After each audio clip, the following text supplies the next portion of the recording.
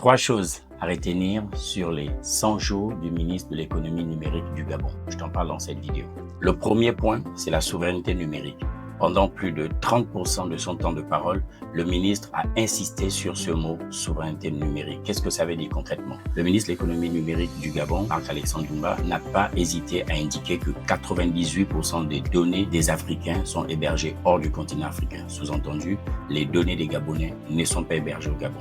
Le défi serait donc de rapatrier ces données au Gabon et pour y remédier, 2 data centers sont en cours de construction. Le premier data center privé sera livré dès la fin du mois de juin 2026 et un second data center devrait être livré à la fin de cette année, donc en décembre 2026. Quel avantage en le faisant?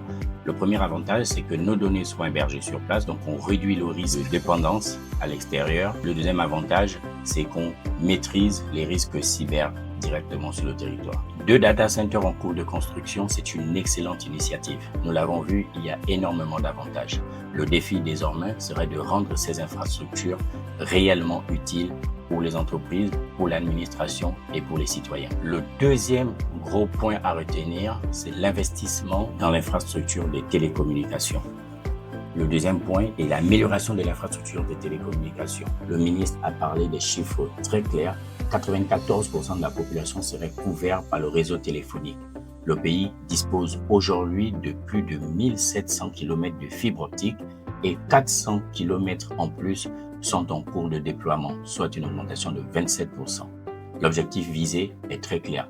Améliorer la qualité d'Internet, réduire les coûts, connecter davantage les zones blanches. C'est probablement, à mon sens, le point où la population attend les résultats les plus visibles. Car malgré ces annonces, beaucoup de Gabonais continuent à dénoncer des coupures, une mauvaise qualité Internet et des coûts encore élevés. Avant de te présenter le troisième et dernier point, si tu aimes bien cette vidéo, n'hésite pas à le liker, commenter, partager autour de toi. Je pense que ça ferait plaisir à la chaîne. Tout de suite, le troisième et le dernier point. Troisième et dernier point important à retenir, c'est la digitalisation de l'administration. C'est le point par lequel le ministre a fait le choix de commencer son propos et représente environ 40% de son temps de parole, dénotant une importance indispensable pour la feuille de route du ministre de l'économie numérique du Gabon. Le président de la République, d'ailleurs, n'a pas manqué de le rappeler et donc c'est également une priorité du chef de l'État.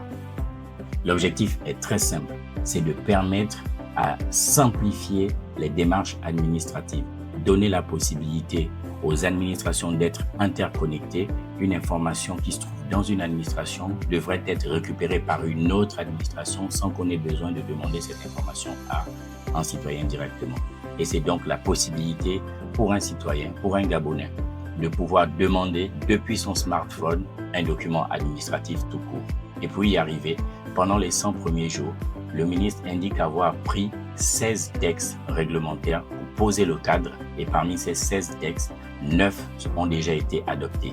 Ces textes concernent les paiements électroniques, l'archivage numérique, la protection des données, les startups et les services publics digitaux. Pour ce troisième point, l'impact est très clair. Les populations vont le ressentir tout de suite. Ça permet non seulement de réduire les temps de trajet pour pouvoir demander un document très simple et de permettre de gagner en temps pour un citoyen, pour un Gabonais, d'obtenir directement depuis son smartphone un document dont il aurait besoin, exemple un acte de naissance. Voilà 3 points clairs retenus des 100 jours d'exercice du ministre de l'économie numérique du Gabon, Marc-Alexandre Doumba. Tu as certainement identifié d'autres points, tu as certainement retenu d'autres angles. N'hésite pas à me le faire savoir en commentaire directement sur ce post. Si tu as aimé cette vidéo, n'hésite pas à partager. Quant à moi, je te dis à la prochaine pour une autre vidéo de ce type. Salut!